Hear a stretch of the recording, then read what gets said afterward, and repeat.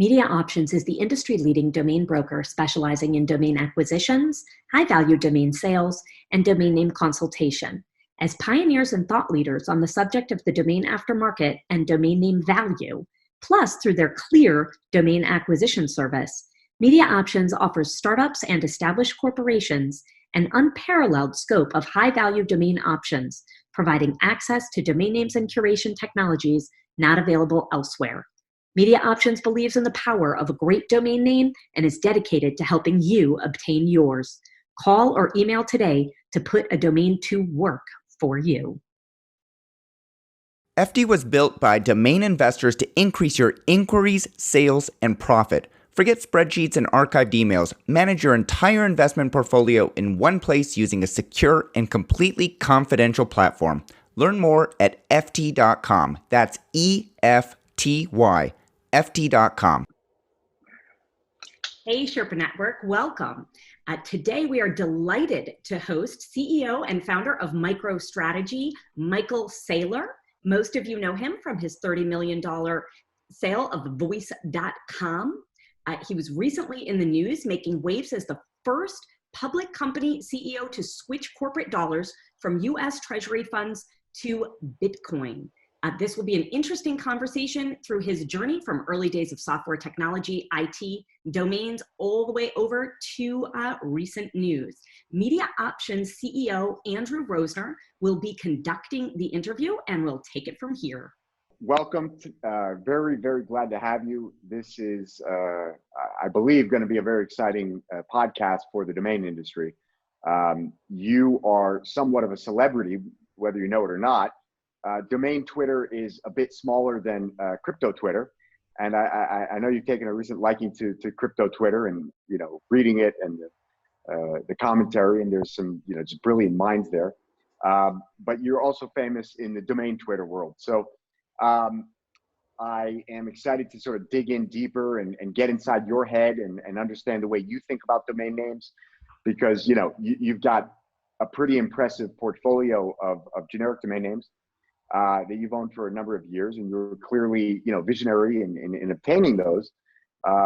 So I think our audience would love to hear about, your mental model and the framework and the way you've thought about these things over the years. What was your aha moment? Well, first off, is there anything you want to add in terms of, your intro and your background? And I mean, sorry, I keep diverting, but I want to give a little hat tip to Raul and Pomp. You did an amazing interview with both of them on Real Vision, on a Pomp podcast. And so I take a lot for granted from listening to both of those things that I've already learned from you. And so I don't want to detract from my listeners, but I also don't want to, be too redundant.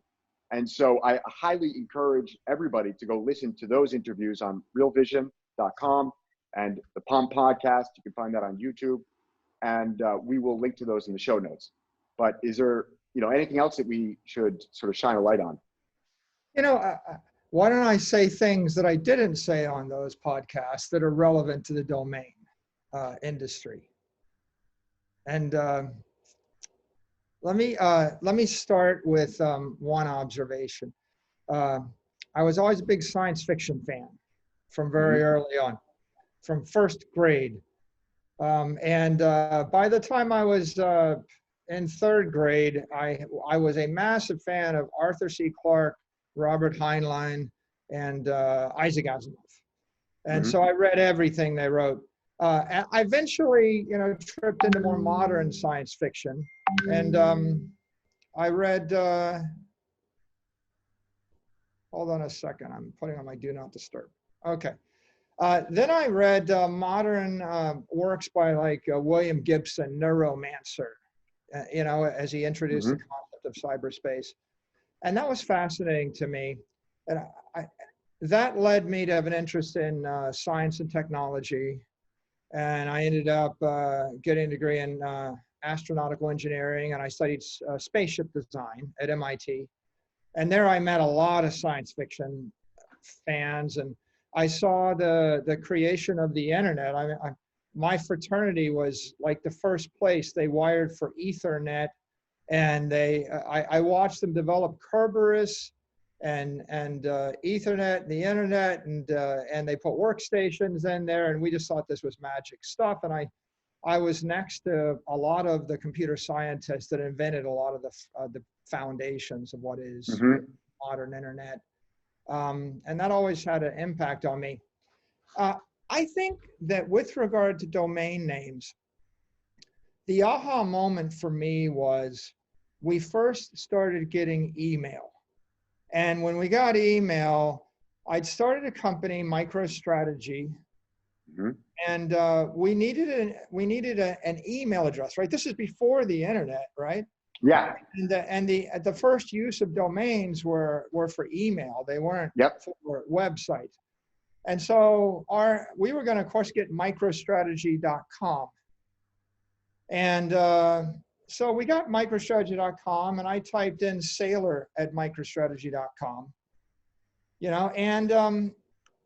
There's a great quote by Saint Exupery, I guess, about design. When there's nothing left to take away, it's a perfect design, or something to that effect, right? And so I always loved elegance. It just, I don't know. You ever see a 3-year-old that knows how to dance, just knows how to dance? I've seen 3-year-olds that know how to dance. It's genetically encoded in them. Yep. And then I've seen 30-year-olds that took 22 years of dance lessons and they still can't dance. Yes. And you can't teach it. It's just in you. And so from a very early age, I just appreciated elegance of design. So when you start typing your email address and you write, someone says, your email address is going to be Michael Saylor at microstrategycorporation.com. I think, no. M. Saylor at MicroStrategy Corporation. No. Saylor at MicroStrategy Corporation. No. Saylor at microstrategy.com. Okay. But then I said, is there any company named strategy.com? I'm like, I think I'd like that one. And so I sent my lawyers off hunting around to see if where was strategy.com. And obviously in the early day, you could get these things for like $13. And if you were smart, we got some good ones for whatever the $13, because we just figured this is cool. I mean, why wouldn't you? But we didn't get strategy.com for $13. But I think probably back in the day for like $25,000 or $50,000, it used to be people thought $25,000 for a domain name was a lot of money. A lot of money. Yeah. You would see engineers go, yeah, I got whatever, hope.com, and I sold it for $27,000 and I got myself a car. I was one of the guys on the other side. Like, I was not like mega businessman. We did $4 million in business in 1994. But $4 million a year was enough that you could slurp up, a number of $25,000 assets. So I don't know the exact date, but between 94 and 2000, we started getting interested, and we got strategy.com. And I still have the email address Saylor at strategy.com. And I thought that was kind of cool. And, because I typed, by the way, I just thought the tyranny of the keyboard was an issue. So I didn't want to type more characters than I needed to type. And it's pretty obvious to me that strategy.com was better than microstrategy.com. So then we went on and we thought, well, everybody was .com back then. We didn't think about .io or .it, .whatever. I mean, those came later, or .de or fill in the blank. I thought, well, it's kind of obvious. Everything's a .com behind it. There's a word in front of it. We're English. I happen to, I spoke English. I didn't speak Portuguese. I didn't speak Chinese. I wouldn't know how to buy up all the Portuguese, German, French translations if I wanted to. By the way, fast forward 20 years, English is the most important language in the world economy. And over the next 20 years, it emerged to be the 800-pound gorilla of all languages. So English and .com became the dominant logical domains for economic commerce. I was lucky. If you want to be global, it was the only choice. You want to be global, there is no other choice. I would say I was lucky to be born an American, speaking English, and come of age at the time I did. Coming out of MIT when the internet was getting invented, and starting a company when email was getting commercialized. Just right place, right time. Enough money to be able to buy up some stuff, but not enough that I was distracted chasing after other macroeconomic issues. So right place, right time. And but you intuitively understood that shorter was better. You intuitively understood the function of these things, what they were going to represent, and that if you wanted to conduct commerce online, you needed a place for people to find you, and it needed to be intuitive. It started with give someone a memorable email address. Like what could be more memorable than Michael@strategy.com or Saylor? Michael's even better than Saylor, right? Because Saylor, there's multiple. They can mistype, exactly. Well, there were these hurdles. Can you type it? That's the first hurdle. Oh, that's a big hurdle. A lot of people have domains and they have complicated characters and you couldn't type them. And the second hurdle is, can you spell it? And so a name like Hope, or a name like Mike, or a name like Wisdom, it's likely you're not going to misspell it. And then the third hurdle is, can you remember it? Because I want to meet you in a business meeting or whatever. I want you to be able to contact me. But the principle that was the precursor to this is vanity license plates and vanity phone numbers. It's like, well, Mike, what's your phone number? I'm like 703-444-4444. Oh, I get that. Yeah.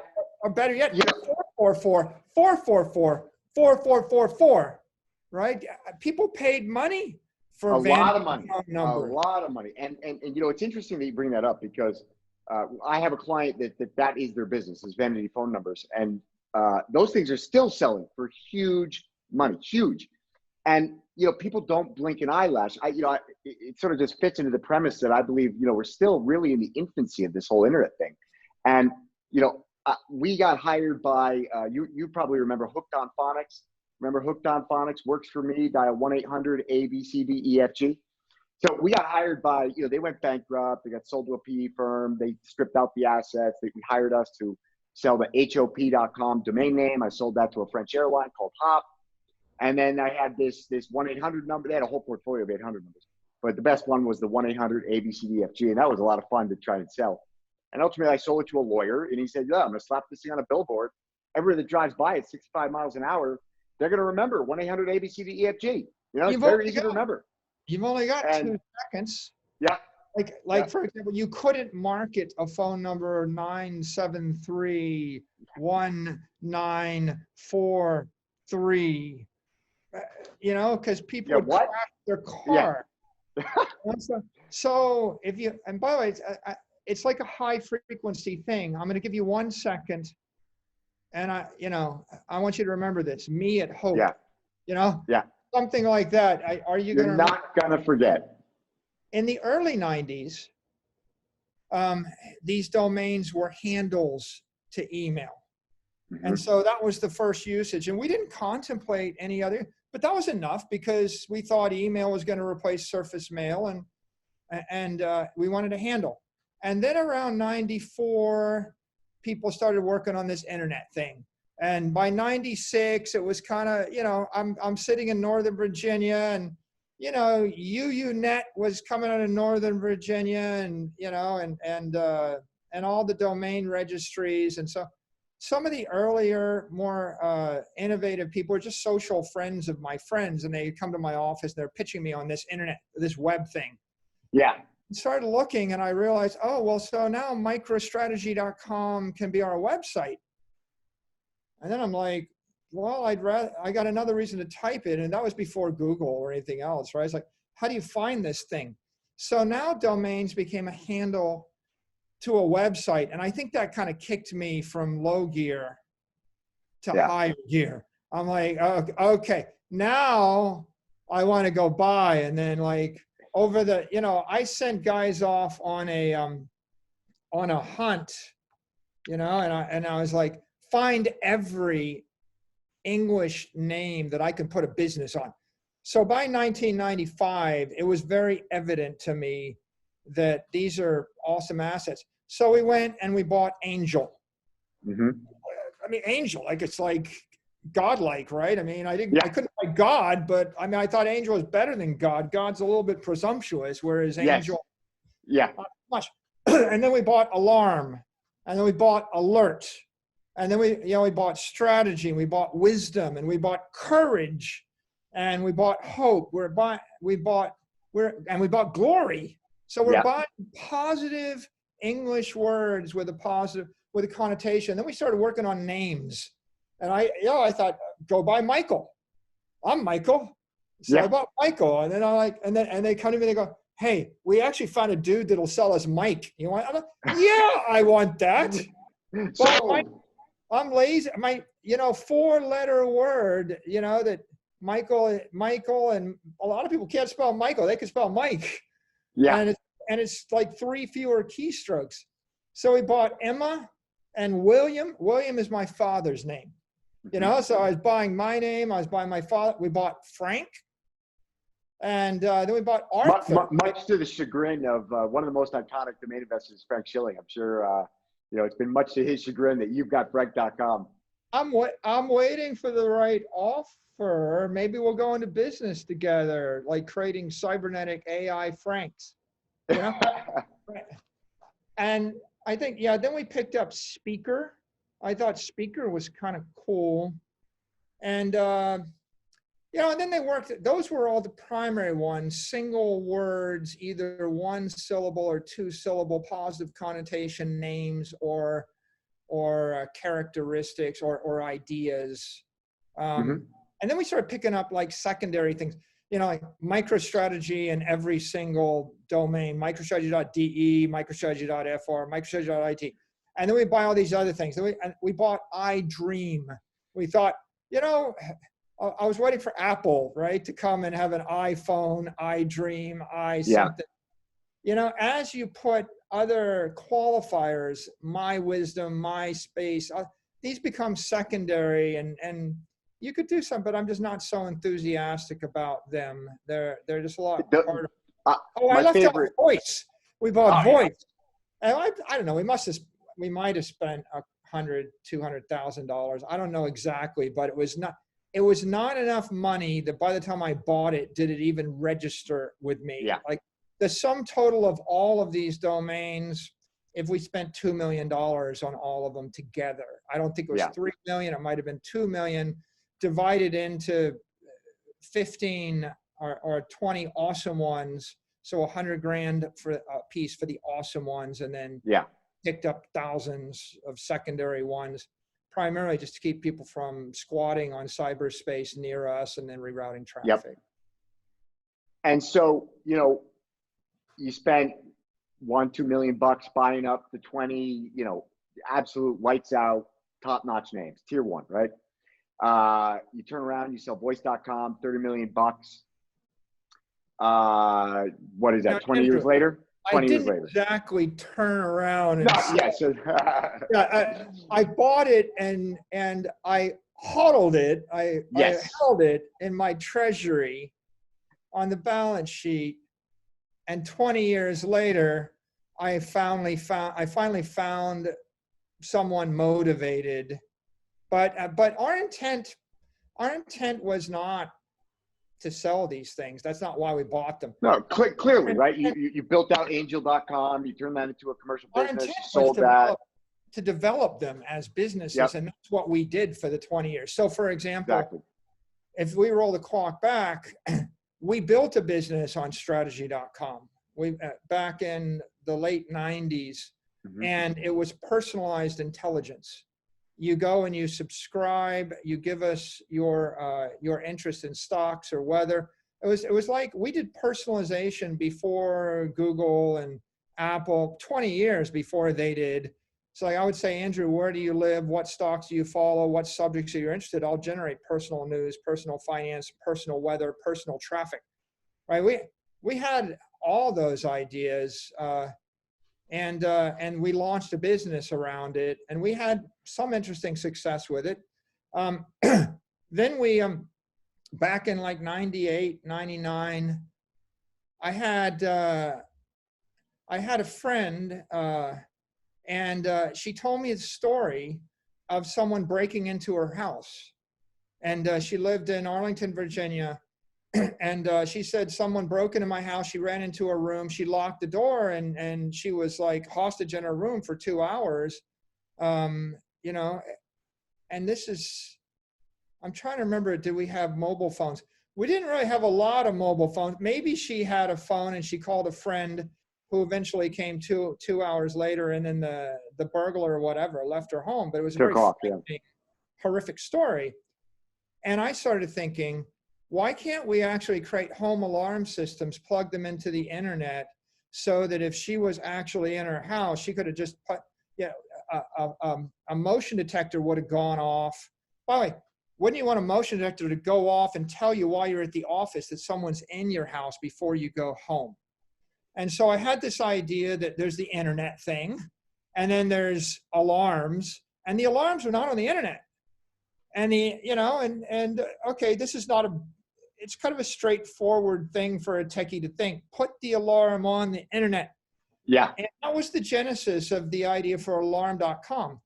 I thought, we're going to create a company that's going to allow people to take all of their heat, fire detectors, motion detectors, glass breakage detectors, alarm systems, plug it in the internet, tie it, use the ideas we had of like alerts to a personal alert. Remember the word alert, by the way, that all ties in. Alerts to your phone if someone goes in your house based upon an alarm system. Mm-hmm. Mm-hmm. And so we created alarm.com, and we launched a business doing home automation. And this is 1999, okay? And, you can read headlines about Amazon doing it last week, and Google doing it last week, and Apple doing it last week. Okay, so, by the way, this is a segue. Just because you have the idea first, and you have $20 million or 10 or whatever to put behind, doesn't mean you're going to win the market. Yeah. Being early is just about the same as being wrong.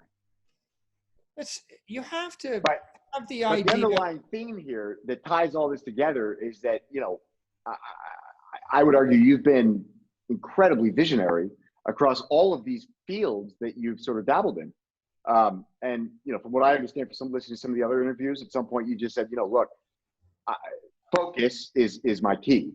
But, what I want to dive into is like, what was it that, what was the intuition that gave you that vision of course we should be tying home alarm systems to the internet. Of course we should be creating these, personalized, call it AI, call it service, alert systems. What was it? Why did you see that stuff? And then, I want to segue into, some of the more recent stuff.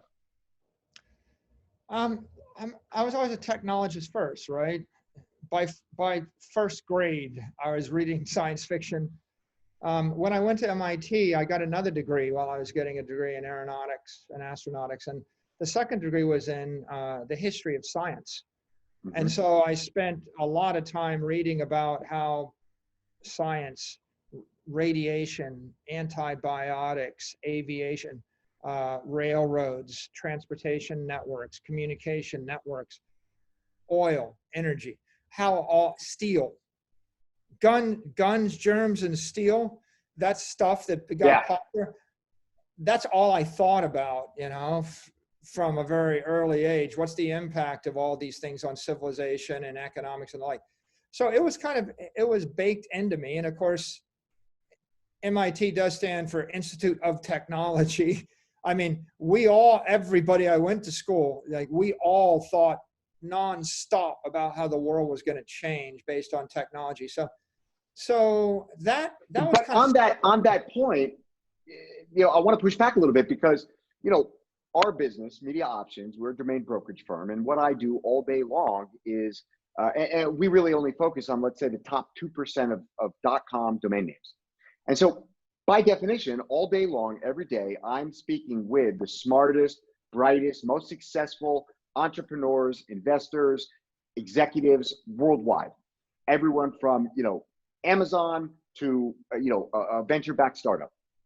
And I got to say, a lot of these guys, they went to Stanford, they went to MIT, they went to Harvard, they went to Yale.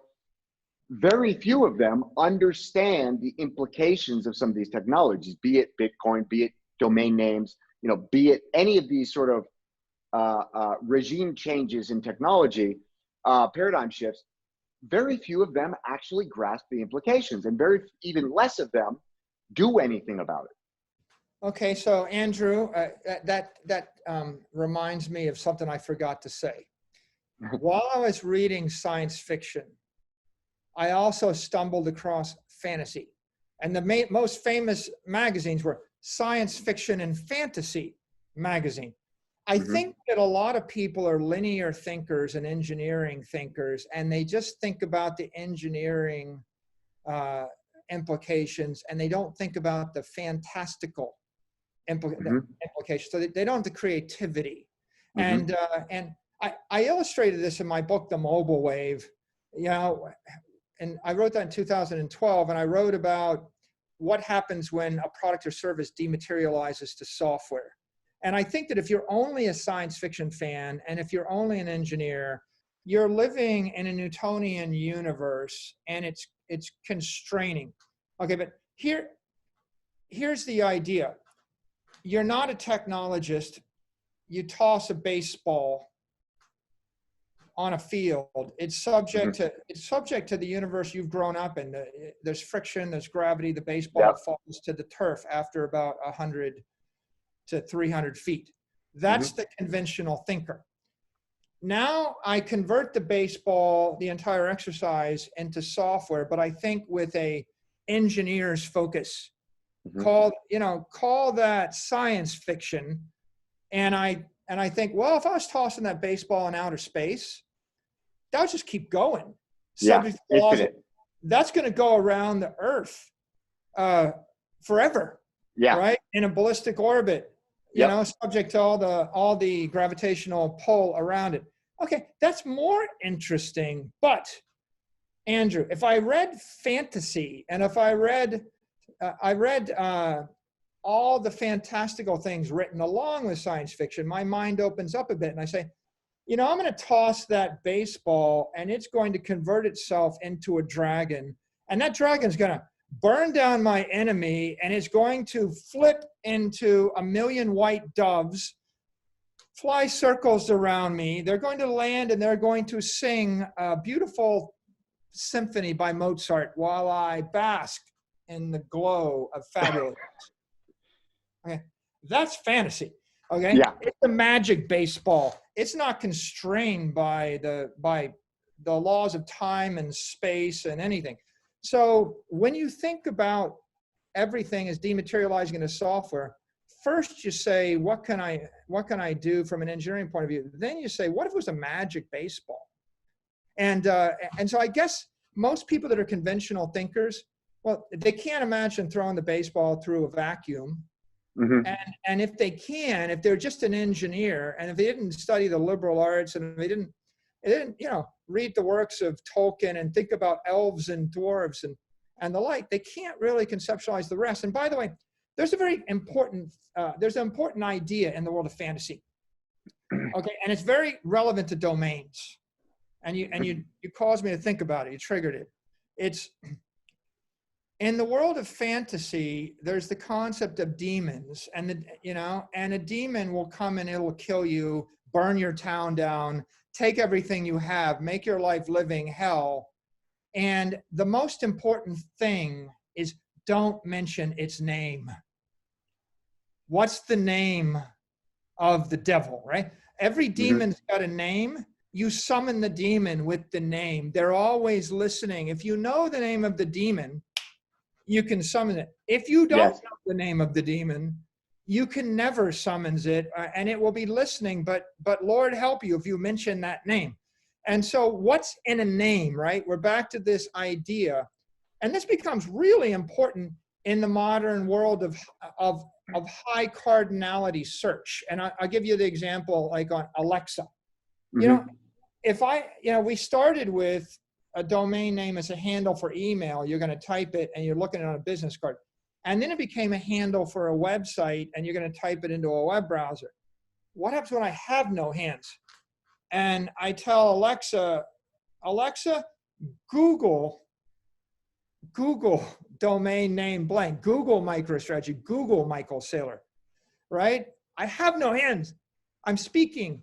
Okay, so speech is a technology. Well, you eliminate the need for Google if you have a name that's recognizable, right? You just cut Google out and say, Siri, take me to apple.com. Siri, take me to strategy.com. Siri, take me to glory.com or hope.com, right?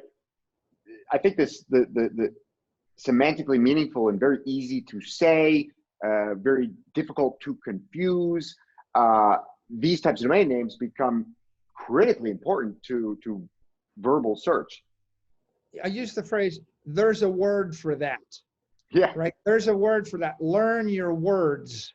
And if you're talking to an AI, you could say, how many words in the English language? There's a lot. The English language has more words than any other language in the history of the world, and we keep adding words. So is that true? That is true. That is true. You can Google that. There's no there's no language with more words than the English language. The English language became the language of science because we invented so many words, and you need so many specialized words to describe. And it's a very important reason why the English language is, if I had to guess, 80% of all the economic value on earth flows through the English language, and that's meaningful for domains. We come back to that in a second. I could talk for hours about English and the like, but the more important point is, I'm talking to Alexa and there's 500,000 words. Okay, I have to remember the word. There are companies that have names, and their names are misspellings. They try to get cute. They try to get cute, and they think that they're saving themselves money, but over time they're just costing themselves, an irreparable, it's an irreparable leak in the dam. Let's take Lyft, right? Yeah. Is Lyft L-I-F-T or is Lyft L-Y-F-T? And if you're talking to Alexa and you say, I'm interested in Lyft, or I'm interested, I want a Lyft, it's like you created an ambiguity, and then now you have to spell it. Now imagine you've created a hurdle. You've created this huge hurdle, but this is lost on so many people. They don't understand that you say, hey, Alexa, take me to Lyft.com. That isn't going to take you to L-Y-F-T. It's going to take you to L-I-F-T.com, right? And now, Andrew, let's go back to a basic principle. How many people on the earth today studied English in school? Because it's got to be at least 1 billion, right? Yeah. Okay, and if there's probably 1 billion people that speak English fluently. And then if you're anybody else, right, 7 billion people on earth, if you're anybody else that wants money, you got to learn English.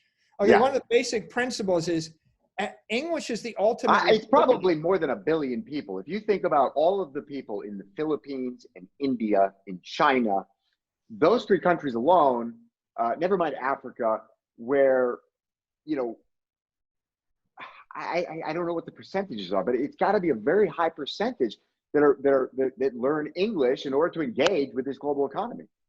Yeah, and I've traveled everywhere in the world, and I do business just about everywhere in the world where there's money, right? I mean, serious amounts of money. I don't sell cheap software; it's expensive. But where people can afford to buy it, we do business. And here is what I have observed: if I go to a non-English speaking country, those people that speak English fluent, if you're a cab driver and you speak English fluently, you get paid triple. Like, I'll hire you for triple what the cab driver that speaks the local language pays. If you're any kind of white collar worker and you speak English, you're, in China, the differential between someone that knows how to code software and speaks English and someone that knows how to code software and doesn't speak English is easily a factor of 2. Maybe, so if every kid in America. My assistant makes 3 times what the average wage would be for her, demographic, simply because she speaks English well. And otherwise, she's going to do the same job as somebody else that doesn't require English speaker, and she's going to earn a third. I mean, we could, I don't know the exact number, but I think that the uplift is somewhere between 2x and 3x on average everywhere on earth. In some places it could be 5x to 10x if you're in difficulty. And so imagine if we told every kid in America that if you spoke Spanish, we would double your wages at age 22. Yeah. What if I told you I was going to triple your salary at age 22 if you spoke Spanish? Yeah. What do you think happens next? Right? A lot of people speak Spanish. By the way, I live in Miami Beach, and there's an economic benefit to speaking Spanish in Miami Beach because you can manage and acquire labor and products, services, products in English and Spanish. You can hire people to speak Spanish and they'll work for you. Yeah. Or you can sell to people. So on both sides of the transaction, you speak Spanish, and thus there's a lot of Americanos that grew up speaking English and they make Spanish their second language because they have an academic incentive. So English becomes that incredibly powerful thing. Now, there's got to be a billion, but maybe there's billions of people that have taken it. By the way, here's another one. I have a Saylor.org, free education for the world. That's my channel. If you go to Saylor.org, we give away education. We're trying to give away a college degree to the entire earth for free. We have 500,000 students so far have come. Wow. 70,000 students a quarter. And what do you think's the single most popular course we offer, Andrew? English is a second language. English, ESL. English is a second language. You nailed it. The most popular course in the world across everywhere. Everybody wants to learn English as a second language because they want the money. The economic benefit. And I could boil it down to, if you sell anything in English, you're going to get paid more. If you're purchasing anything in English, you're going to buy it for less. English is the most liquid market. Now, just to highlight that very clearly with domain names, I want to give an example, and then I want to come back to one of the first principles that we were discussing. So, Spanish word, right? So Spanish, second largest, or even it might even be most spoken language in the world. But certainly not the greatest economic benefit. But, a Spanish domain name, you can have, we owned Vida.com, V-I-D-A, Vida.com, life in Spanish. Very powerful good word. If you're a Spaniard. Pretty good, right? Sold that for a lot of money, but at best, a 10th, or it could have been 100th of what the value of life.com is. Even ignoring the IP that's been created by Life Magazine and the media enterprise. But, it just is what it is. The economic benefit of life.com is at a minimum 10x and potentially 100x greater than the economic benefit of the same exact word in Spanish. Both have 4 letters, very easy to spell. They, consonant, vowel, all the same attributes other than one is Spanish and one is English. Yeah, I want to come back to this idea of vaporization of everything, because I believe fundamentally my thesis on the value of domain names is that domain names are the proxy for commercial real estate on the internet. And you said something about how you take everything and basically you take it from its physical form, vaporize it, turn it into software, and you're creating, you're unlocking just tremendous amounts of value in attributes that didn't previously exist. And so I think, we're witnessing this implosion of commercial real estate. And I believe, whether you agree or not, that that value that's being, displaced from commercial real estate is being replaced in the digital real estate and in the digital economy. What do you think? Do you think that same logic that you're using from, physical economy to, software economy, does that apply to domain names? Is it the physical real estate being vaporized into digital real estate? Okay, Andrew, I would use the word dematerialize because I like it when my superheroes dematerialize and they walk through walls. Yes. And like when they vaporize, it makes me a bit nervous. Yeah, negative connotation. But I think that the theme for the last 30 years, but certainly for the past 10 years, is the dematerialization of everything. And so Apple can be explained as the dematerialization of every mobile device, your camera, your phone, yes, your video recorder, your television. They're all just your books. They're all your magazines. They're dematerializing onto an Apple device. And Facebook is the dematerialization of your social relationships. Exactly. The conversion of an intangible into a tangible in the form of software. And you see this, Amazon is the dematerialization of the retail storefront. Yes. Right into the Amazon store. Bitcoin is the dematerialization of bricks of gold, and then digital gold, and then just anything that's a store of value. Property as value dematerializing into coin. Domains are the dematerialization of, right now, commercial real estate. Mm-hmm. Like, I don't, if you look at commercial real estate or commercial real estate, for the most part, dematerializing into domains. And if you take an example, obviously, you see 90% of the retail stores going away, and you have to find them on cyberspace. And everybody just thinks I can just go find them at Amazon. In order for Amazon to dematerialize all of those retailers, they had to enter all those categories. So any category that Amazon couldn't enter legally, there's a lot of categories that they can't enter legally or technically or logistically, then those exist as their own businesses, and they have not been eaten by Amazon. But if Amazon could do it, they would do it, and that's definitely their intent. Now, if you look at just what's happened in the past 6 months, we're going through what I call a virtual wave. And that's what comes after the mobile wave. And the virtual wave is the dematerialization of most of our traditional sales, marketing, and services techniques in the world. If it could be dematerialized, it's getting dematerialized. So in our business, 80% of our marketing got dematerialized to either streaming on-demand videos on the website, or it got dematerialized to Zoom. And so Zoom is the equivalent of dematerialized sales. I'm having a meeting with you one-on-one. Yep. But dematerialized marketing is like, you're going to take this, record this, upload it to the web, and thousands and thousands and thousands of people are going to have a meeting with the two of us. They're going to be sitting in the room.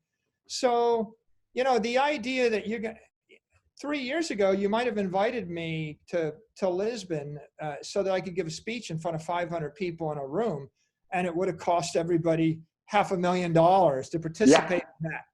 And this year, you're going to invite me to a 1.5 hour conversation that cost us both a nickel, and you're going to publish it, and maybe it'll stream to 87,000 people, and we're just keeping the marketing money. However, the value creation of that is just, that's an entire conversation in and of itself, but it's just like, okay, so, you didn't fly. I didn't have to pay for, you to come as a speaker, cover your costs. We, all these people didn't have to buy a ticket, come sit in the room. We weren't limited by space. We weren't limited by time. It was like all of this stuff just got dematerialized and instantly created just an immense amount of value. And now the question is, how do my customers get to me if I can't go face to face to them, if I can't have a symposium, if I can't go to a trade show, can't knock on their door? And by the way, the first answer is, oh yeah, maybe I ought to do some of this YouTube stuff, or maybe I ought to do some Google stuff or some Facebook stuff. But let me tell you, Andrew, I have spent $20 million in a matter of 12 months. I've blown through $20 million buying Facebook and Google ads and got nothing. Yeah. Blown $20 million into the toilet, right? Like the amount of money I spent buying digital advertising, it's horrific and painful. And then I start thinking, well, I can just post stuff on YouTube, but what if they take it down? Yeah. Okay, Right. so is Bank of America, or is any brand, is Amazon going to use YouTube and Google as their distribution channel? And the answer is, you need to own, using someone else as your distribution channel is Terrible like, idea. is like paying for a day-by-day, week-by-week lease on someone else's real estate to set up your pop-up lemonade stand. Yes. You And don't own the data. You don't own the relationship. You can be turned off at any time. Welcome to the cancel culture, right? It's like all of these things are dovetailing, into my thesis. It's like you want to build a brand. All these influencers, like, okay, great. You got 100,000 followers on Instagram or on Twitter or whatever it might be. That's great, right? Tomorrow morning you wake up and they just shut you off because they didn't like what you had to say, right? Somebody complained and that's it. You're over. And now what, right? Now, if you were taking those people and you were driving them to a property that you own, at least a good portion of them are going to be sticky. And now you have their contact. You got an email address. You got, the data. You got the relationship. They know where to find you when you get turned off. I think people have rediscovered the criticality of owning their own domain. If you're going to do business, COVID was good for that. If you're going to do business in the virtual age, you have to do it. You have to sell, market, and service all your product and all your value proposition through your own domain. Yes. And you need the email of the customer. Email has become paramount, more important than ever, because you can bypass every other mediator: Facebook, Twitter, Google, Microsoft, everybody, LinkedIn, everybody under the sun can cut you off. But if you have the email and you have that relationship, they can't cut you off. So now you just realize, much to your horror, that if you've got a corporate name that no one can spell, no one can remember, and no one can type, then your customers can't find you. It's like taking your bank branch and putting it on the panhandle of Alaska at the end of a road, lacking that last bridge to get. Or let's put an obstacle course in front of the front door at Walmart, right? Like, here, we're going to let you park about 1 kilometer away, and then we're going to create an obstacle course before you're able to enter the door. How many of your shoppers you're going to lose? I think it was always evident that Walmart was a 20th century name and brand, because they spelled it WAL-MART. And so if you were to ask a focus group of 100 people to go to walmart.com, they would all spelled it differently. Some with the dash, Totally. little curve, some with the space, some with double L. Dash. And so eventually they realized they should just go with WALMART. But even that's not nearly as good as picking, because Walmart is not a name. Now I want to go back to a point we skipped over. When your first grade teacher spanked you for misspelling your words, and then your second grade teacher spanked you for misspelling your words, and then you got that 12 years in a row, how many hours do you think have been invested in this civilization to teach the current 1 billion richest people to speak English how to spell? Yeah. Would you care to actually estimate By the way, let's turn it around. 8 hours a day, 12 years. It's a lot of hours. Those billion people spent 2,000, well, let's say 1,000 hours a year times a billion. So they spent 1 trillion hours times 12. Yeah. So by the way, maybe times 16, but let's say times 12. 12 trillion hours were spent figuring out how to spell the name properly. And then I used to get a kick out of these idiot marketing consultants, and they would come in and their idea was, yeah, your name is strategy, but we can't trademark strategy because it's been in the English language for 500 years and it's written in 100 million billion books. So we're going to spell it STRATEGII.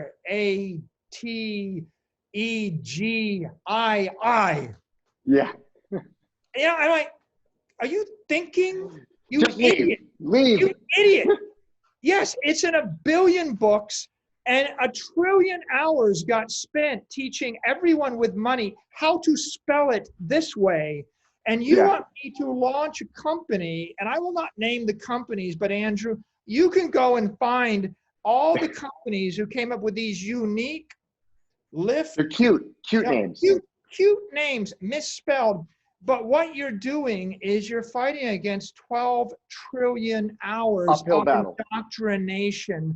And you have, what you're saying, it's very offensive. Flip that, right? It's like, if you launch strategy.com, staying with that example, you're a household name on day one. Day one, every single human being on earth that speaks the English language knows your brand. Okay, you're a household name. Now, Andrew, I want to tell you something else funny. This is like, it's just so obvious in my court. If you'd asked me at age 3, does it make sense to misspell the name of the word so I can market on it? I would be like, no, not so obvious. But listen, think about this for a second. I used to get in these fights with these marketing consultants. Like, someone wants to spend $100,000 to tell you how to misspell your brand and trademark it. And by the lawyers would back them up. Like, okay, get the lawyers out of my face. The same guy will say, you are out of your mind to spend $100,000 to buy strategy.com. You must be out of your mind. You can't spend $100,000 with me to misspell it. And then spend $100 million on an ad campaign to market a misspelling of an English word. But Andrew, I just want to tell you, like this is the ultimate irony. That was before, I knew it was a bad idea when you had to type it, right? Because 95% of the people can't type, disambiguation, It's hard to type complicated words, and it's really hard to type words that are misspelled. You have to look at them and type because you're learning them for the first time. Yes. But this is the joke, Andrew. Like, this is the big one, right? This is the crippling one. When Apple and Google got smart enough and Microsoft finally got their software to be magical, the software won't let you misspell words. Yeah. So I start typing your misspelled, effed up brand, and it keeps auto-correcting it back to the right English. Yeah, do it 3 times, you just get there. But sometimes I just can't get there, Andrew. Yeah, I can't give up. Try on your little mobile phone, typing a misspelling into the web browser, and it keeps kicking you out.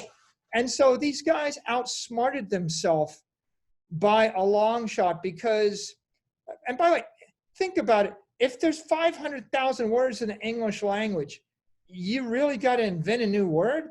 I've seen companies, I'm not going to name them because I don't want to embarrass anybody.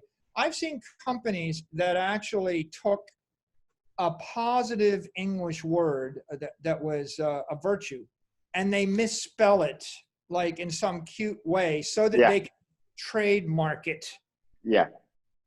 If you go on Google and you type in the word properly, you get 175 million hits. It hits, it resonates. If you go on Google and you type their name the way they spell it, well, half time Google tries to autocorrect you and take you to the other place, right? Wrong. Because did you mean? You must have made a mistake trying to go there, right? You must have made a mistake.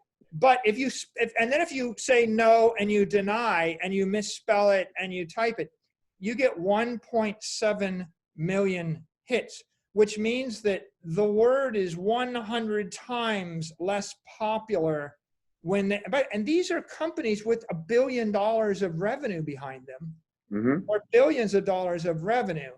It's like it's like the brilliance of I have a name that is impossible to pronounce. He who you cannot pronounce. Well, that's real great, but how am I supposed to market you on my radio show? Yeah. You know? So this is a great segue into voice.com. Easy name to spell, just phenomenal, massive implications from telecom to, giving people a social voice, which is ultimately what it's being used for now or will be. So many different avenues to go down to commercialize that name.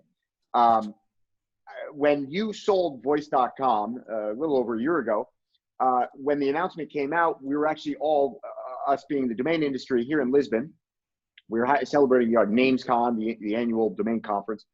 And Frank Schilling, the guy I mentioned earlier, who's probably jealous he doesn't have frank.com, was up on stage with somebody from GoDaddy.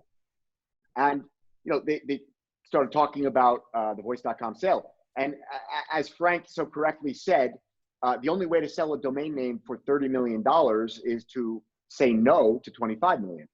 And so I want to understand your mental model around value. How do you assign a numerical value to a domain name?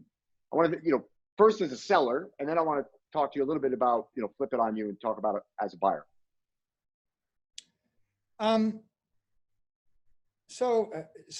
Interesting clarification or an inside fact. I didn't say no to 25 million. I said no to 22 million. Yeah. Yeah, that was the exact number. And equally impressive. And the way I said it was, I won't take 22 million. My number's 30 million, but I will talk to you and explain to you. And so that, at the $22 million point, I agreed to meet with the buyer and explain to them why it was worth more. My second observation is again, we don't really buy these things to sell these things. We buy these things to build a business on these things. So it's not our idea to sell them. I'd much rather commercialize them. But when somebody throws 22 million on the table, you have to make a decision of, what is this thing worth to me? What's the opportunity cost? Yeah, when we think about, what kind of business could be built on these things and how valuable they will over time, one of my most simple frameworks is, first you start with the economic density in the English language compared to every other language. And I think the conclusion is, if you stack up all the languages, 70 to 80% of the economic density in the world is in English. It is. And by the way, if you look at there's this Westernet, which is Western Europe, United States, English, US dollars convertible into euros, running on American US technology, the internet, TCP/IP, right? Dominated by big tech. That Westernet is something on the order of 75% of everything on Earth, right? And then there's like China, they got the China net. Yeah. And then so that everything kind of, falls off. So first of all, you look at that, and English is the surrogate for the Westernet. The second thing you ask is, what's the economic density in the actual domain .com versus .de? And that's another long tail where I think 75, you have to look at the economic density of everything flowing. We've done the math. By our estimates and by our, the criteria that we're evaluating, we say, I'm looking at names that most people would argue are worth $25,000 or $50,000 or more, right? And everything else is sort of circumstance. And we believe there's roughly 50,000 domain names that have that inherent value. That's it, 50,000. 8 billion people on Earth. I don't know how many businesses. 50,000 English domains, which have an inherent value. Yeah, it's not that much.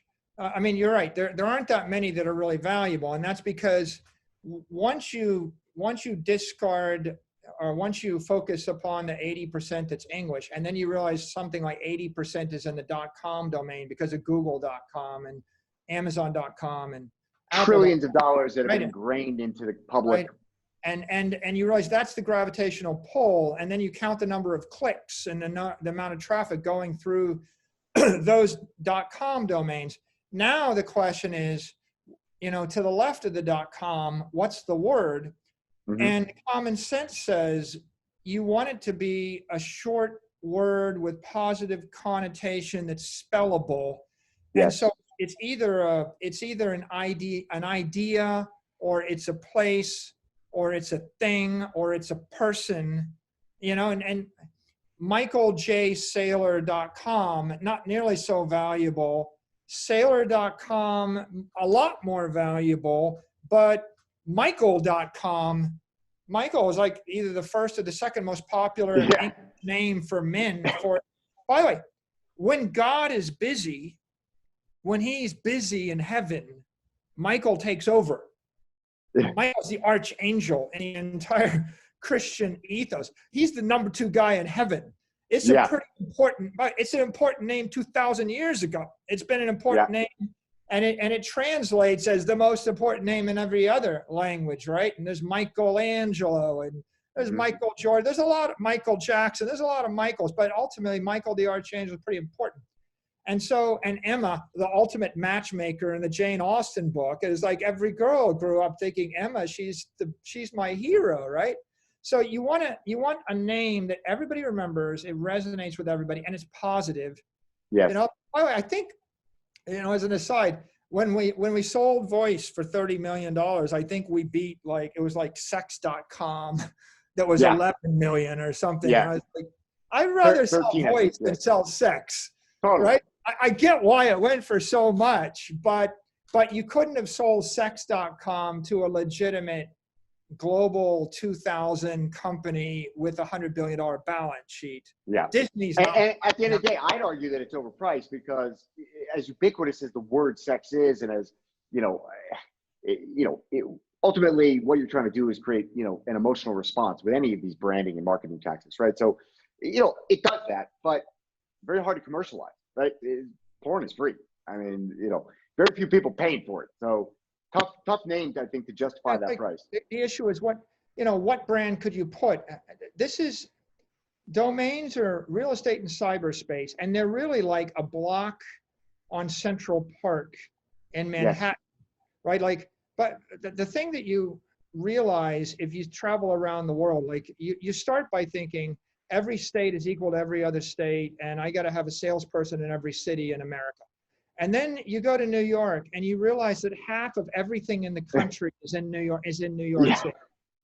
Okay, you don't really. If half of your sales force was in New York and the other half was spread around everywhere else, that would be economically rational. And if you look at the value of real estate, it's like, half of all the real estate value is in New York City.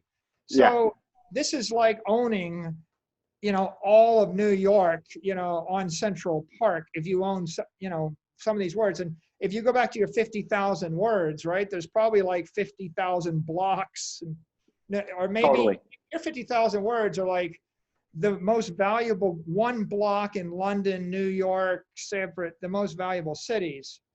Now, I'm going to give you a more technical way to value these things, the way that I do it. Great. That's what I want to hear.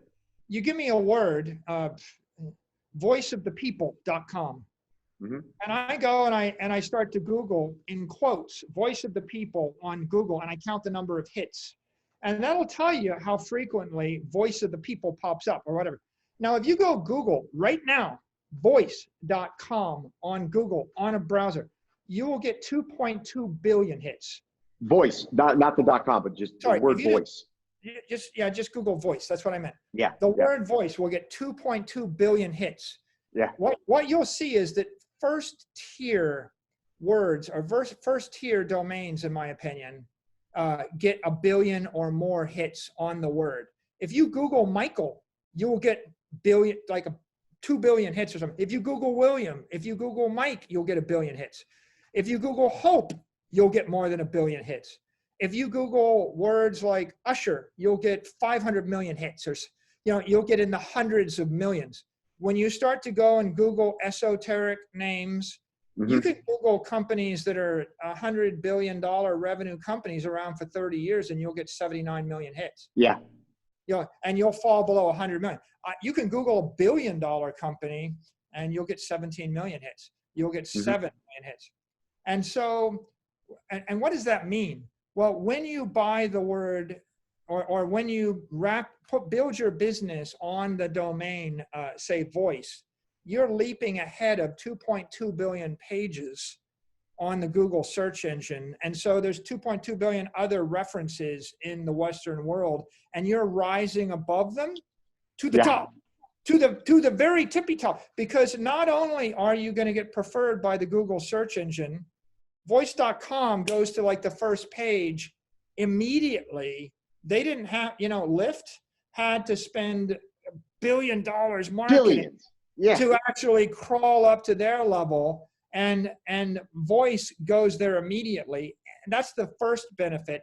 The second benefit is you don't need Google. Like as soon as I've had, here's a really great domain name, simple rule. I'm going to build a business. I'm going to put it on a domain. And if someone hears the name of my business for 1 second, they're going to be able to find it for the rest of their life. And if I can pass that 1 second rule, Michael, what's your charity? Hope? Yeah.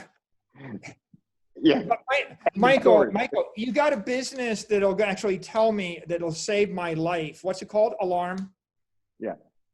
Michael, I don't know something. Alert. Okay, like one word, 1 second, and I will bypass Google and remember it the rest of my life, because my 3rd grade teacher rapped my knuckles when I spelled it wrong. And so we're tapping into the zeitgeist of all of Western civilization with that brand. And if Google ever goes out of business, and if anybody ever decides they're just going to suppress you down to page 37 on the search results, which is what they do, right? And you can breathe. You have oxygen tube. Yeah, exactly. That's exactly right. It's a snorkel, right? It's a snorkel in the ocean of Google. And, for lack of a better analogy, but that's exactly right. It's like, okay, you want to push me down? Well, all I got to do is market outside of you, and I got a direct, frictionless point of contact with my customers and potential customers. Andrew, there's another word that comes to mind, which is pristine. People have described. Oh, you know who owns pristine.com? Who? Me. Really? Yeah, pristine.com and flawless.com. Okay, you're my hero now. Yeah. I was laughing because on your interview with Raul, he kept talking about, Bitcoin is the most pristine collateral on the planet, which I 100% agree with. And I was just laughing because, I think he said 15 times the word pristine between the two of you. And I was like, yes, pristine.com. Yeah, so it's a beautiful word, and it's relevant in how you think about domain names. Because when I tell you I have an offering like Google Voice, and the way you get to it is you type voice.google.com, or maybe you type google.voice.com, or maybe you type googlevoice.com, or maybe it's google.com/voice, and then when I create a sign, and the sign is like Voice by Google or Google Voice, or it breaks that design rule, because there's something you could take away. When I just have the word voice.com, the way that the human mind works, and the way we've been conditioned is human beings, they suppress something which is constant in their environment, and they focus on the signal. The signal is voice. The .com is understood and expected. And if you're anything but the .com, you are encumbering your brand Sure. because you cannot say my brand is voice because you're on voice.io. So your brand is voice.io or Get You are Voice or Try odd. Voice or Google Voice or whatever. You're encumbered. If you're You're not odd. a .com, you're encumbered. Yeah, you're odd and confusing Yes. and dilutive. And Yes. so this is a mistake for Google. It's a massive mistake. A Yes. company with $100 billion in capital, and it's worth $1 billion to them to own the word voice. Yeah. and they're not, and they're oblivious to this because, first of all, they're just odd and confusing. They're confusing their customer. They're diluting their own brand. It undermines 100%. Google. Yes. It's bad they're diluting $1 billion, $100 billion Google brand. They're diluting the voice brand, and they're imposing on their customers. And by the way, it's inadvertently the only way to get to Google Voice is to go through Google. And if I happen to use another search engine, like Microsoft's Bing or something like that, now they're at the mercy of other search engines, and it's so silly. It really is. It's an ego thing. We've had a lot of interactions with Google and the way that they think about domain names. They just basically, their opinion is, we are Google. We don't need the domain. And my point is, well, the number one rule in e-commerce is you need to create the least amount of steps. I mean, I would love to know, how much did Amazon's revenues increase when they introduced the one-click buy? And the reason is because you reduce the amount of friction between what somebody's intent is and the outcome.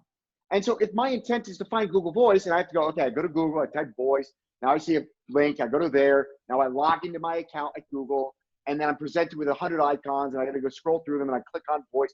It's like, it's as useless as, phone apps. It's like, well, phone apps were great when there was 4 apps on my phone. Now there's 100.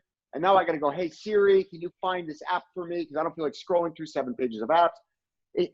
You're just, you're diluting the brand. You're diluting the experience. I mean, it happens because they're engineers and maybe they didn't get their liberal arts degrees, because you got to ask, what would William Shakespeare say? Yes. Right? What's in a name? Right? Yeah. What's in a name? What would William Shakespeare say? What would any poet say? What would Virgil say? What would, any of them would be shuddering in their grave right now. But I get another kick out of it. I mean, can you imagine the hilarity of it when you're on Amazon Alexa trying to ask Alexa to get you a Google Voice account? Yeah. It just gets so complicated. Yes. So less the elegance of the word. That, by the way, people talk about, again, we talked about Bitcoin being pristine collateral, and a single word domain is a pristine domain. Bitcoin is sovereign immortality in cyberspace. It's the idea is you put something into into a cauldron of encrypted energy and it'll be there 100 years, pristine. Yeah. It's not going away. Well, a domain name, digital sovereignty. Digital sovereignty. It's sovereign. It's immortal sovereignty for your brand, and it's like I own the best restaurant in Manhattan, and I make $10 million a year, and I have this restaurant on Central Park, and everybody loves it, and then my landlord comes at the end of my lease and says, I see you're making $10 million a year. I read about it in the whatever journal, and so your rent just went up by $8 million. I'm going to leave you with $2 million of the cash flow. The other $8 million, hey, $2 million is better than nothing. And your choice is give up 50 or 75% of your cash flow. And by the way, they may be like, I'm just going to take it all. I mean, I liked what you're doing, $10 million a year, and so I'm setting up my yo-yo restaurant for $10 million a year. And you're out. And you're out. People know where to find the food. They don't care who the owner is. You're out. Go, move to the Bronx. Any good businessman or woman would look at this and It's like, you know it when you're 3 years old. You either know or you don't know. It's like, I'm going to invest all of my life's energy in building this business. I'm going to buy the dirt underneath my building if it matters. Right. If it doesn't matter, if you're selling insurance online, real estate in Whatever. the real world doesn't matter. Yeah. But if you're selling real insurance online, real estate in cyberspace matters a heck of a lot. Sure does. And so if some people got it early, right? Jeff Bezos got it 20 years ago. He figured it out. Other people figured it out a little bit later. Some people have figured it out, but then they screw it up. Like Google kind of got it with Google, but then they screwed it up with Google Voice. And now everybody in the world, is getting this lesson, post-pandemic. If you didn't quite figure out that you needed to sell and market and service all your stuff through your website, let us put it a different way. You're not allowed to do it any other way if you wanted to. And so maybe you didn't want to, maybe you didn't think you needed to. Welcome to the world of you don't have a choice. As Mike Tyson so eloquently said, everybody has a plan till they get punched in the face. So this is a great segue. You said something, another great analogy that you made in the interview. I don't know if it was Pop or Ralph, but you said that Bitcoin, by the way, right? Big news, first CEO in the history of public markets to take your treasury and convert it into Bitcoin, right? Whether you like Bitcoin or don't like Bitcoin, that's a conversation better served on some of these other interviews you've done. But it's, for me, crystal clear, you understand it. And I think your track record of being ahead of the game on all of the things that we've already discussed here, right? You made the analogy that Bitcoin is the steel framing of this new economy, in the same way that builders who used to build with bricks and mortar in Europe or with wooden houses in the United States, and that was great until people wanted to go past 2 stories or 5 stories if you were stone or whatever it might be. But suddenly the invention of steel allows you to build a 100-story building. And that was a phenomenal analogy that really lit off a light bulb in my head. And, of course, the builders who build in brick and mortar, and of course, the builders who build in wood are going to push back and they say, well, this steel thing is untested and we don't think you should do that. It's like straight out of Ayn Rand's Atlas Shrugged. Hank Rearden invents this new form of steel. It's an alloy. It's far more durable, safer, etc. But all the other guys that manufacture railroad ties say, oh, no, this is unproven. You can't do that. You can't do that. We got to get the government to ban that, right? But Bitcoin comes along and it completely disrupts this fiat world that we lived in, and in the same way that steel disrupted wood and bricks and mortar. And I heard that, and the light bulb that went off my head is, this guy's spot on. And the point that you forgot to mention is that steel framing needs a foundation to be built on, and exactmatchbrand.com is the bedrock foundation on which you can build that 100-story building. If you try to build a 100-story building on a foundation made of sand, you're not going to last very long. And I think that is an absolutely crystal clear analogy, because if you try to build Amazon on, try Amazon.com, go Amazon.com, Amazon.io, Amazon never gets to the point they are today. It doesn't happen. Is that, do you think that's a fair extrapolation of your analogy? Yeah, I think it is a very, very good metaphor. A great domain name in the .com English sphere is like having clear ownership forever of one or more city blocks in Manhattan built on granite, right? Granite. The thing about Manhattan is it's not dirt, it's granite, right? Yeah, granite. It's bedrock. What you want is a rock solid foundation and a deed forever to that, and no one's going to take that away. the likelihood that someone is going to change the meaning of pristine in the next 100 years in the English language, or Not the going to happen. likelihood that they're going to change the connotation of hope Yeah. for 1 billion people in the next 100 years, impossible. It's just not going to happen. So I think that all these businesses, as they all dematerialize their products and services, then all of their traditional sales, marketing, service storefronts, all of them dematerialized to cyberspace. If you want sovereignty in cyberspace, you must own your own domain. And of course, everybody gets the fact they got to own a domain. Just most of them have a garbagey bad one. By the way, I'll take one more example here, which is IBM. IBM must have spent billions of dollars marketing Watson. Mm-hmm. I mean, everybody heard of Watson? Watson was the future of AI and the future of business intelligence and the future of everything for IBM. IBM never bothered to buy Watson.com. I actually tried for the to brand. sell it to them, and they didn't want to buy it.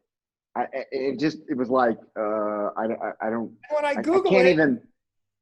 When I Google it, it's like a pharmaceutical company that owns, that doesn't use it, that's got a warehouse. And I thought, you guys spent you put billions of dollars of effort behind commercializing a product offering on a domain space that you don't own. And now you got to pay Google to get you to the top of the word in the search engine. It's like renting obscenely expensive real estate. It's just here's one that's going to blow your mind. The remnants of the original John Paul Getty company is a real estate investment trust, publicly listed, called Getty Realty, and they own Getty.com. And they realized at some point that they don't really need it. Right? They're a real estate investment trust, and they're not really consumer facing. They've got, they've been operating at Getty Realty, and so they approached me and said, would you like to sell Getty.com for us, right? And it was obviously first thing that comes to mind, Getty Images. Massive company. I mean, these guys, it's like a monopoly on every image in the world. Yeah, Getty needs that in cyberspace, and they would like to get 100 million people to go to Getty. But according to them, they don't even want to make an offer. They just, no.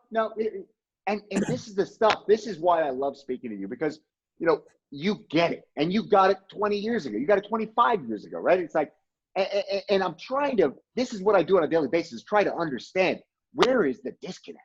How is it that you understood this 25 years ago? And for you, it's so intuitive and clear. We have this conversation, we're preaching to the converted, but it's like, how can there be a disconnect from, this is so obvious? I think everything that you and I have said in this conversation is very difficult for somebody to dispute.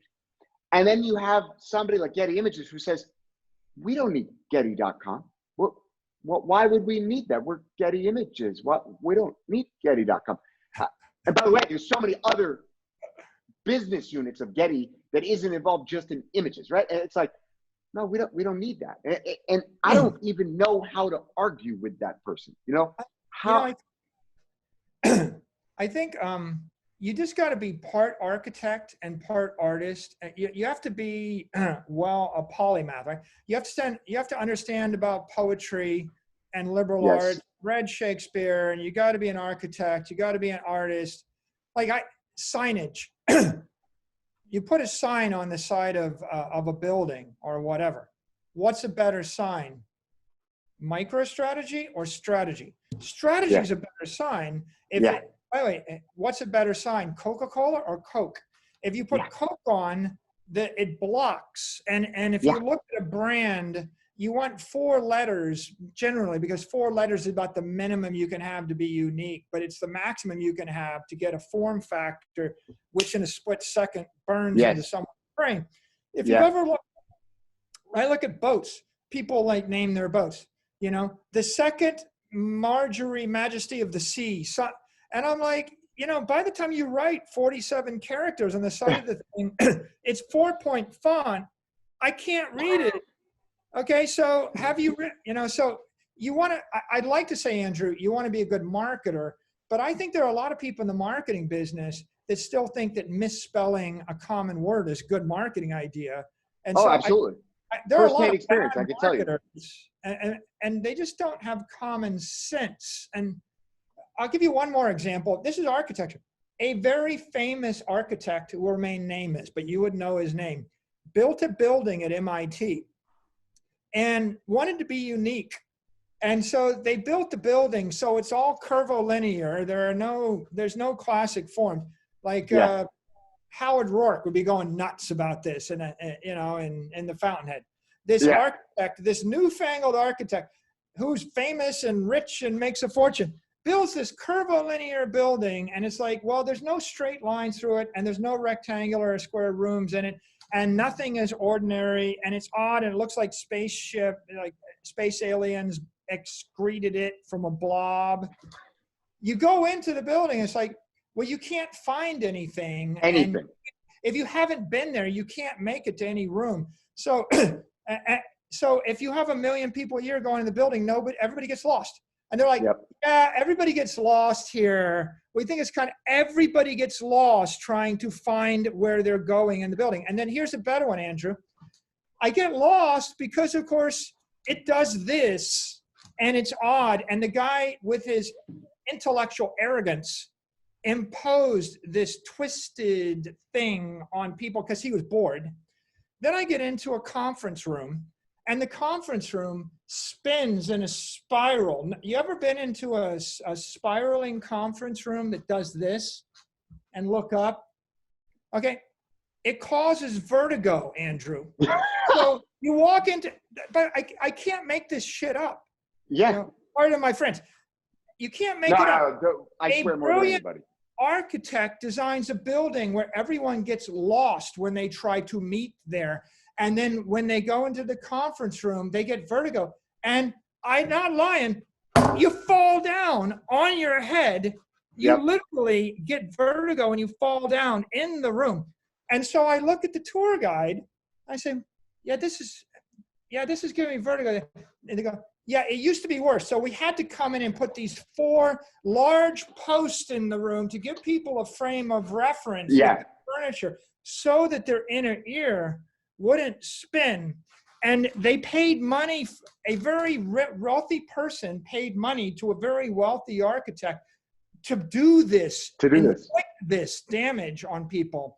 Now, the reason that's not a non sequitur is that's what it's like to pick a bad domain. It is. Like, put your brand on a bad domain. You confuse everyone. They get lost. You give them vertigo. It's inflicting harm on your customer. And if you don't get the fact that people get lost and fall down when they try to come and do business with you, then I just can't explain it, right? I give up, right? Like, it should. The best way to communicate to people probably is you start to show them that in the modern era, when you type their domain, they get spell checked out. I can't ask for your thing, even if I wanted to, because it doesn't work on speech recognition. I can't type it in. You get spell checked out. Nobody, put a focus group of 100 people together, guys, and ask them whether they can remember and use your brand in 1 second. And if the answer is yes, it's a good domain. And if the answer is no, stop giving me all these legal. By the way, what is it?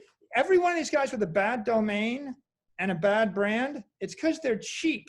And every one of them. That's all it is. That's all it is. Hundreds of millions of dollars marketing and giving their money for Super Bowl ads and stupid magazine ads. And they spend it with, count the amount of money they spend with Google and Facebook.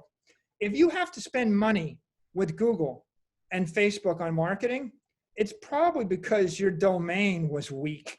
And if your domain was stronger, your advertising budget would probably be falling through the floor because you have repeat return customers. And this is exactly at the heart of my thesis on what the value of a domain name is.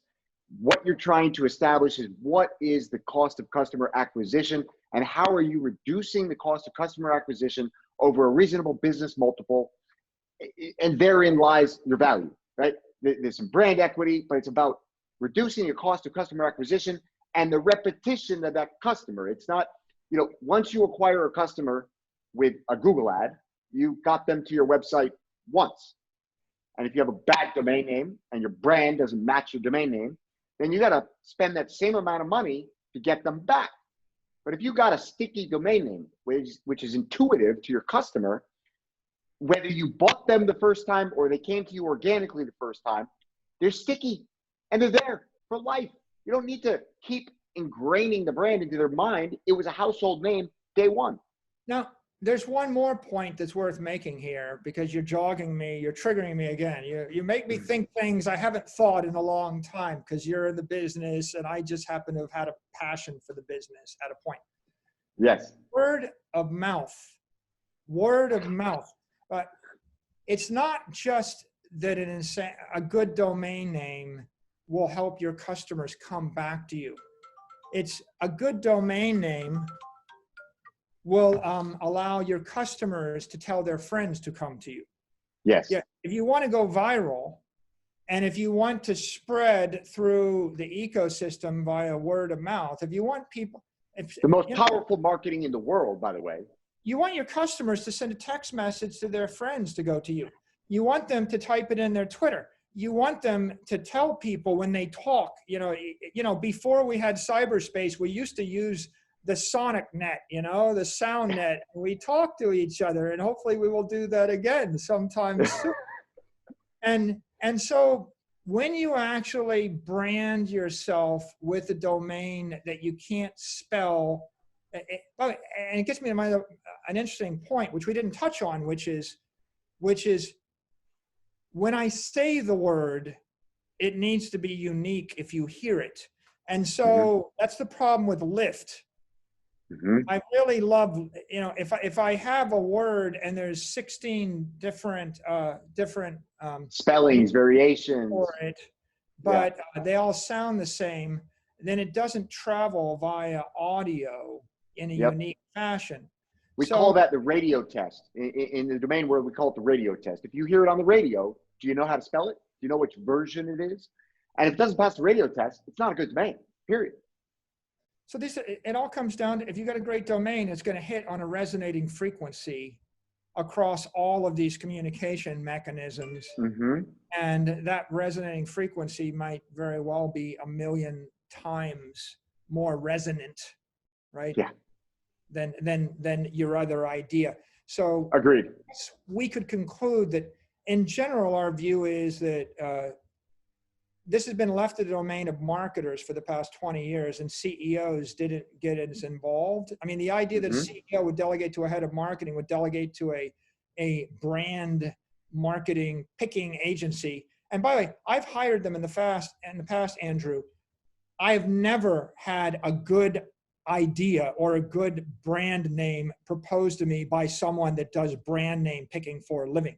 Yes. They always picked awful ones that would not resonate, that would not travel, because they wanted to be unique. Unique. For the same reason that your architect built that awful building. Unique, Yeah. And instead, and that's why, and so then we get to the good news. The good news is, in the year 2020, every CEO knows they have to rebuild their brand, their product, and for the virtual era. You have to rewrap your product and sell it virtually, not through a storefront. And that means they're taking over that job from the CMO. And every CMO has figured out that they better be able to sell their stuff off their domain. And then the last piece of good news is there's a lot of good domains with great names that have not been commercialized. And there's an opportunity for these companies that have $1 billion plus brands to come and commercialize on $1 billion plus domains.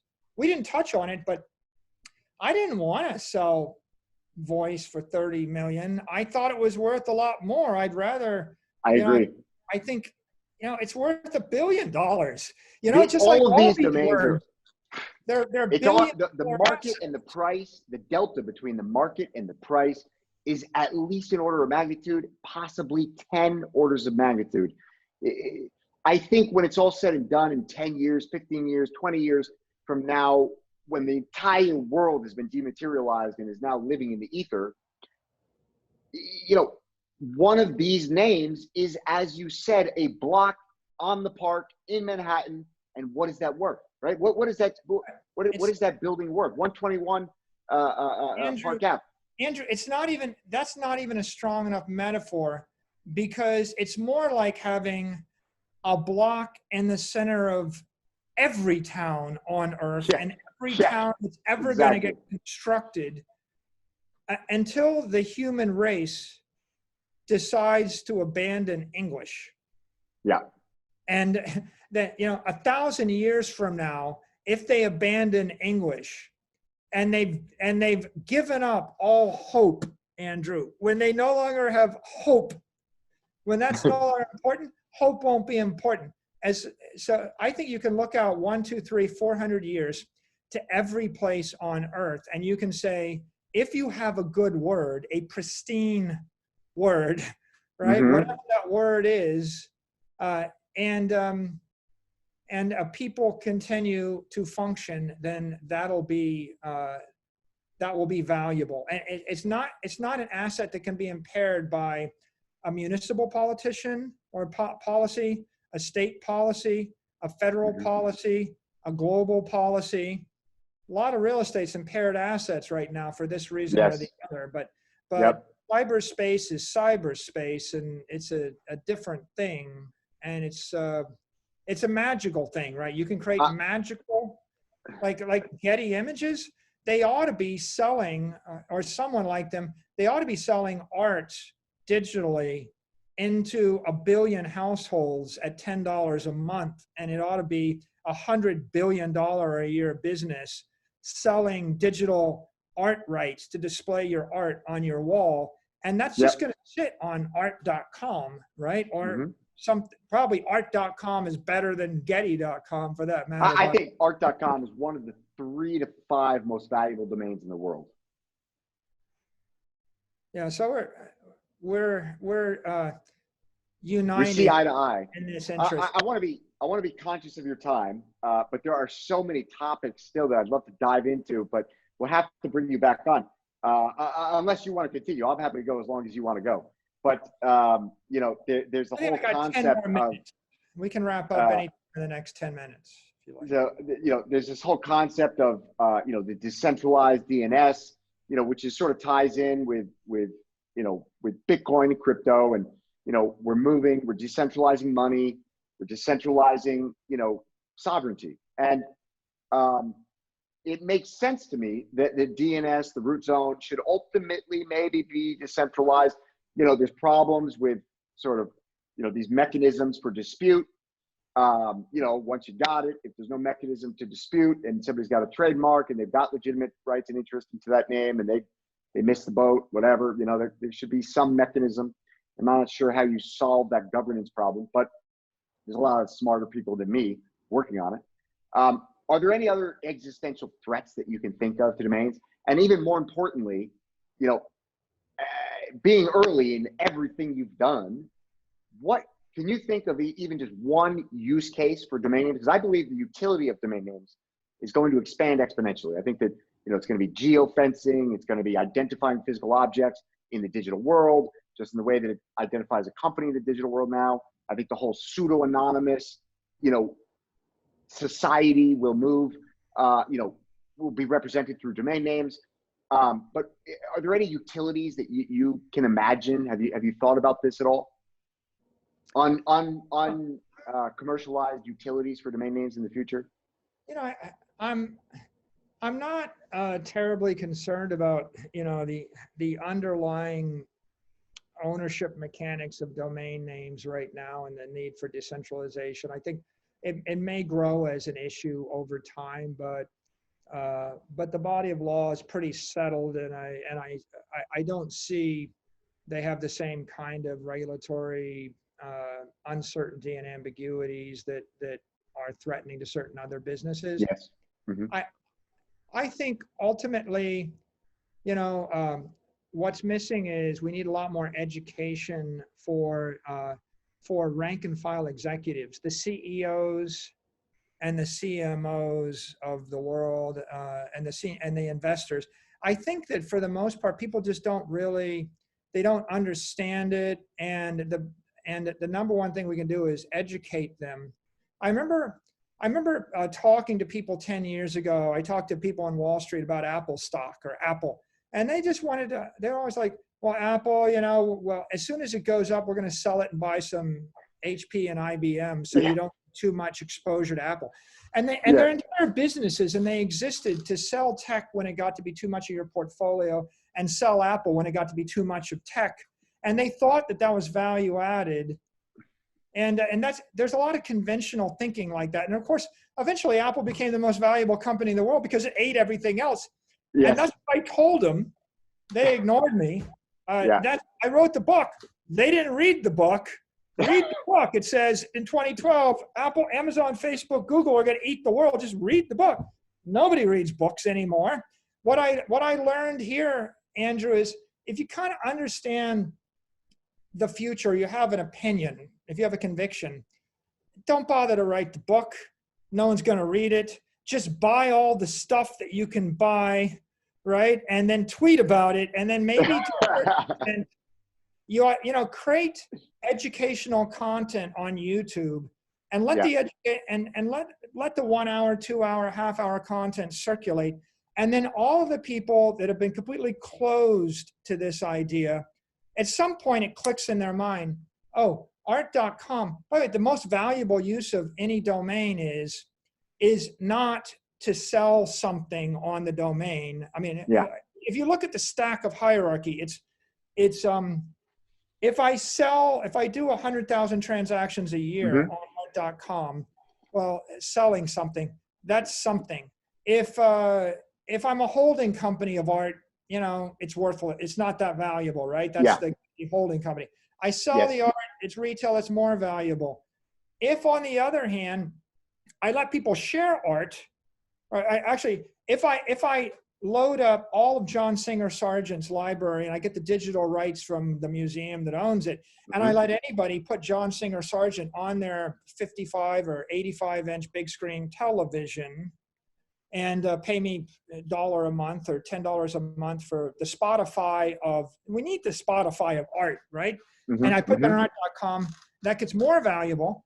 And then if I let artists paint their own art, upload their digital image to art.com, and I'm like the YouTube of art, and then I can discover unique art like I can discover unique music, and then I create an art playlist and I can share it for $9 a month. Well, I mean, there's a billion people in the world that would like art, and I got to tell you, I got walls with 80-inch super high def screens, and they're showing beautiful art. And to me, I think I have taste. I appreciate it as much and more so than if you gave me the real thing, because I can change my art to suit my mood, and I can flip through 1,000 masterpieces. Just like nobody wants to have the band Led Zeppelin play for them every morning for breakfast. What they want is Spotify or Amazon Music or Apple Music play whatever they want every morning for breakfast through high def speakers. So as I stack up these domains, when I have little creativity and little vision, I see art is just, okay, it's worth 25 grand. And when I imagine art.com as the YouTube of art, and by the way, for me, I pay $10 a month to YouTube because I don't want the ads. Right. So when I imagine 1 billion people getting art streaming at $10 a month, and I think about $10 billion a month, and I think about 100 billion a year, and I imagine myself keeping 20 billion of it, and therefore I got $20 billion a year, and I put a 20 multiple on that. And what's 20 times 20 billion? 400 billion. When I imagine $400 billion built on this little word called art, then I start to see the potential of it. Now, though, what's in a word? You got to have the word. The rest of the execution is quite hard, right? As we know, it's not enough to just do this. But if I was the head of marketing, just as hard or harder on another domain, right? So take the apples to apples right? You're going to do the work, whether it's on art.com or, trymyart.com or subscribe to art.com, whatever it is, work is the same or harder on anything but art.com. And so it's, take that out of the equation. You got to do the work, right? You got to make the investment. You got to build the business, but the underlying asset is not the same, right? Your outcome is not going to be the same. This is a great sort of segue into just sort of glimpsing into the future. Extrapolate this idea out. And it's where I believe, the concept of Bitcoin or crypto is dovetailing with the domain names and decentralization. And, it's look at the trends in investments, right? So now you have micro shares. You can take a slice of a share, right? And you've got, fractional ownership of collector cars, fractional ownership, through something like Rally Road. Then you got fractional ownership of masterpiece art through masterworks.io, right? And there's more of these companies popping up. You get a fractional ownership of a Michael Jordan jersey. Now let's take that concept and apply it to commercial assets in the same way. Sam Zell basically, commercialized the idea of a real estate investment trust, right? To centralize the ownership of the world's most important commercial assets, share the equity among these people, and unlock the value of the asset itself into exponentially greater economic benefit, right? And I think the same can be applied to domain names. I think the same will be applied to domain names in the same way that real estate investment trusts, were created. I think there will be some form of that. These domain names are ultimately going to become so valuable that so very few people will own a whole domain name.